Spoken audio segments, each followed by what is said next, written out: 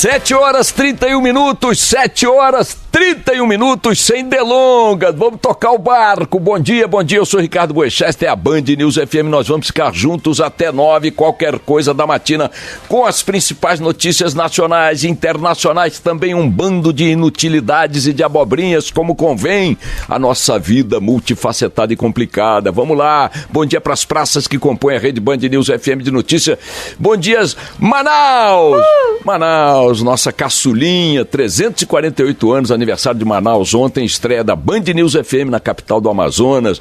É a Band News FM chegando à região norte, maravilha. Bom dia aos manauenses, né? Manauaras.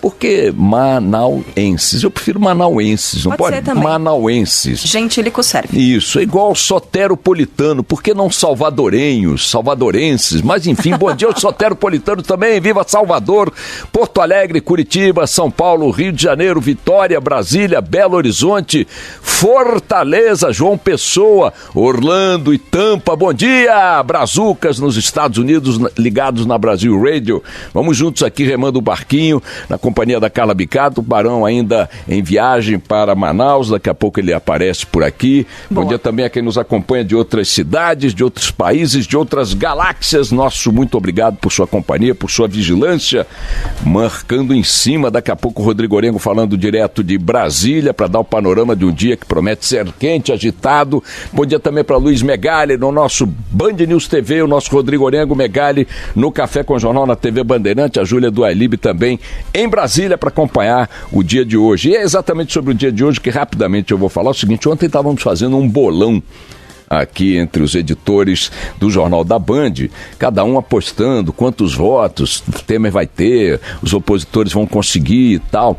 Aí me chamaram um bolão para ver quem ganhar leva um vinho. Dependendo de quem perder, o vinho vai ser bom ou ruim. Se o Mitre perder, o vinho vai ser ruim.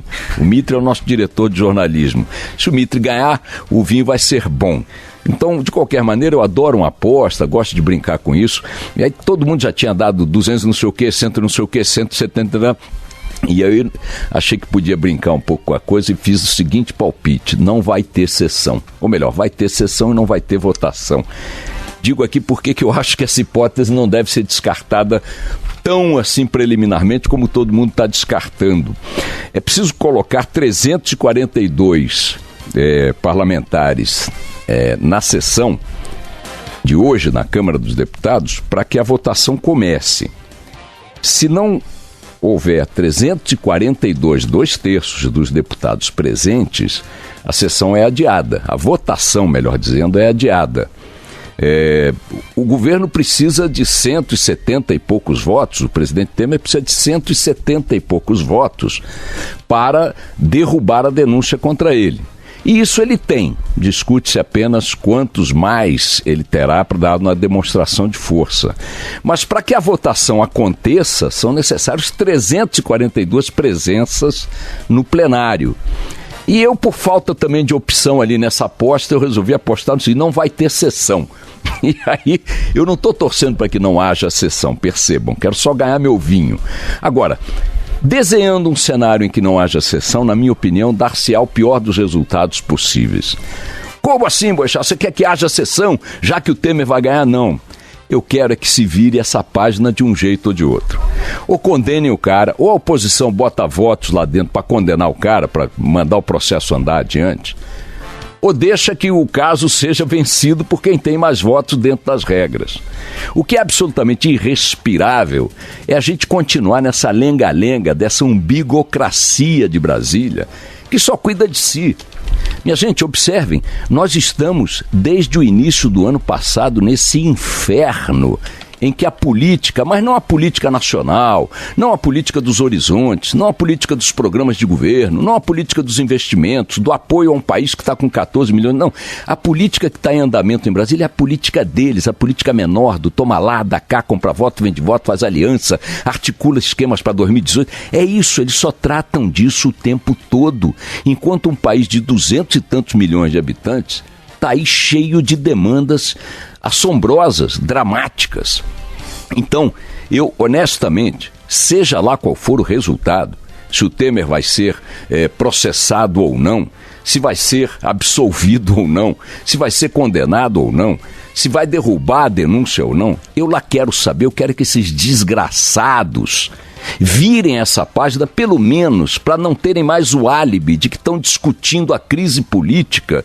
E ao discutir a crise política, que na verdade é uma crise deles, é uma crise da identidade deles, da representatividade deles, da legitimidade deles, e aí falo deles, é o conjunto da obra, é oposição e situação, essa lameira, esses sanguessugas que lotam o lodo de Brasília, eles precisam pelo menos perder esse álibi de que tem uma crise pontual para decidir, para começarem a trabalhar, a justificar os bilhões que ganham e que gastam, a dar razão para a existência daquele aparato todo que a nação sustenta perplexa. Então, embora eu acho que não vai haver a votação, apenas para fazer um palpite de aposta que me permitirá ganhar esse vídeo e tirar muita onda com meus colegas no Jornal da Band, eu torço para que haja e que tome um destino qualquer, seja qual for, para que a gente possa, quem sabe, virar essa página e tocar um pouquinho adiante a vida do país. É bem verdade que se houver o avanço do processo,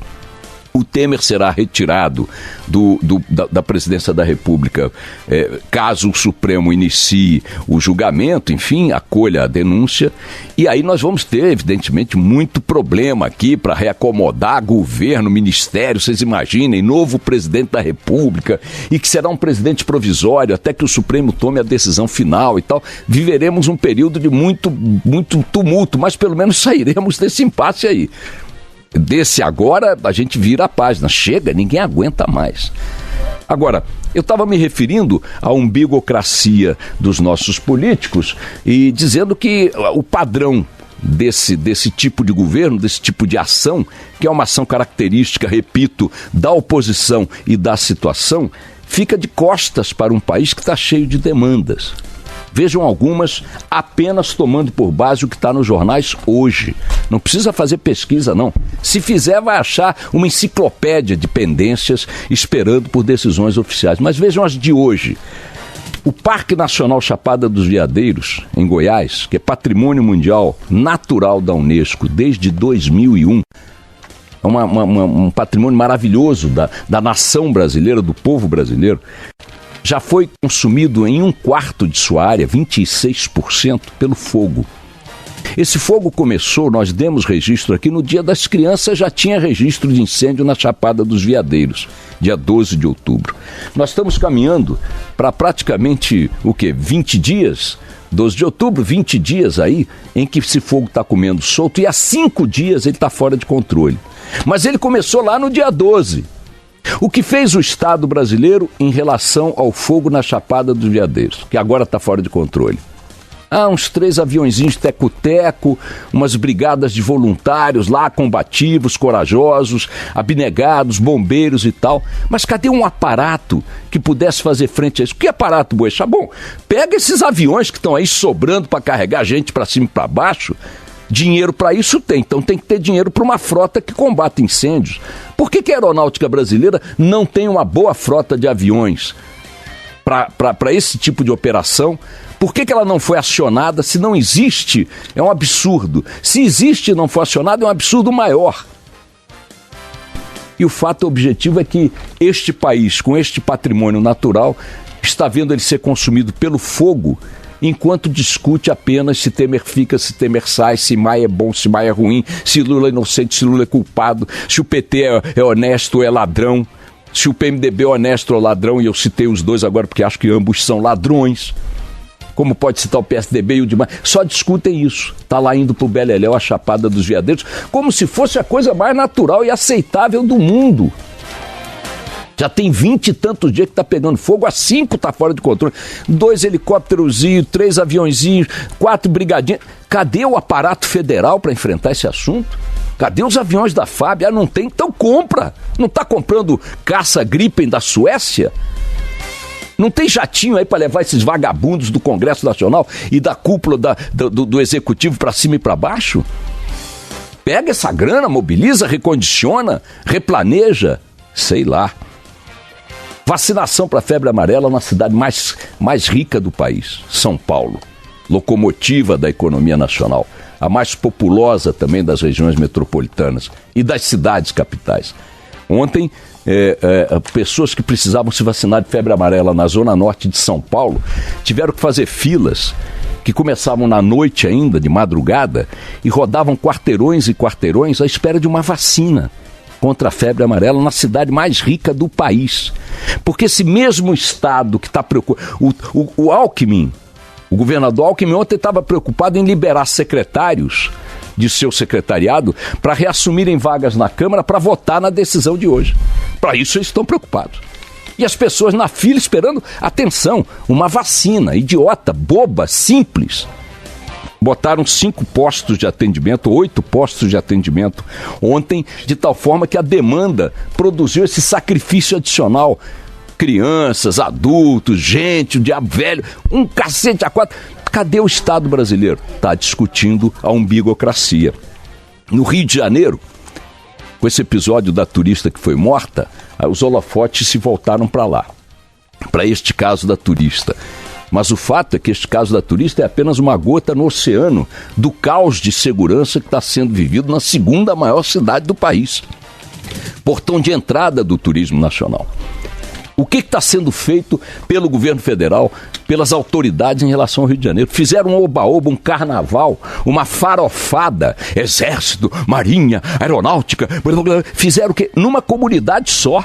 Imaginem se fosse um invasor estrangeiro que tivesse ocupado a Rocinha, como esses bandidos ocuparam. Quantos serão esses bandidos? 150? 200? Não são, mas vamos fazer de conta que são 200? Pois bem, chegaram a ser mobilizados 1.500 homens das Forças Armadas e das polícias estaduais. E até agora, passados quase 50 dias, quem está comandando o cenário naquele pedaço do Brasil são os invasores, entre aspas. Porque as autoridades ali não se impuseram. E a conta vai sendo cobrada em cadáveres empilhados naquela cidade, naquela região metropolitana. 163 vítimas de balas perdidas, apenas, com 46 mortos. Crianças até 15 anos mortas nessa condição, 7. Ontem também na Baixada Fluminense, anteontem, um menino de 15 anos foi morto dentro de casa. A polícia está investigando que os tiros foram disparados pelos policiais. Quando a mãe do menino chegou e encontrou o corpo do menino agonizante no chão ao lado dos policiais, os policiais quiseram impedi-la de pegar na criança, alegando que era o corpo de um suspeito. Quando ela rodou a baiana e disse, é meu filho, tá dentro de casa. Aí eles deixaram, mas fizeram o quê? Socorreram? Não. Largaram para a família socorrer, não se mexeram. O garoto foi atingido por 2 tirambaços, não foi bala perdida. Não foi bala perdida. Esse é o quadro da carnificina que está acontecendo no Rio de Janeiro, também sem nenhuma eficácia na ação do governo. O governador Pezão, este cadáver ambulante, este facínora, levou mais de 24 horas para dizer que lamentava a morte da turista e sobre a morte do menino nem abriu a boca. Está lá o Rio de Janeiro entregue à própria sorte, enquanto a umbigocracia cuida de si. E para não deixar de fora um dado econômico, aumentaram ontem a taxa extra de energia na conta dos brasileiros. 43% de aumento no consumo extra de energia. Porque as termoelétricas entraram em operação, porque as hidrelétricas, não sei o quê. Como é possível que nós tenhamos uma crise hídrica no país que tem a maior reserva hidrológica do mundo? É falta de planejamento, falta de investimento, falta de governo, falta de brasilcracia. O governo brasileiro não é brasilcracia, é uma umbigocracia. E essa nojeira hoje vai ter mais um capítulo na Câmara dos Deputados. Vamos ver no que vai dar. Daqui a pouco o Rodrigo Orengo dá o panorama. Vamos lá.